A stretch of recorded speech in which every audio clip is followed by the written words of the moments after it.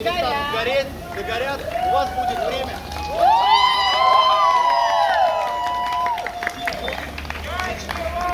Спасибо! Мы счастливы! Спасибо, ребят! 1 сентября.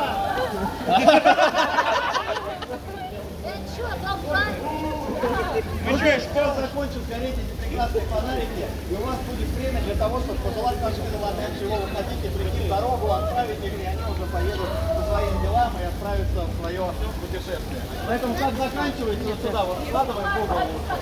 Да, вот. И поднимаемся наверх. Теперь вы это, во всех иностранных. Да, во всех иностранных пабликах. Все в школу, они отмечают. Ой, красотка наша. Вот это вот, русские перепутали, 1 сентября свадьбу отмечают.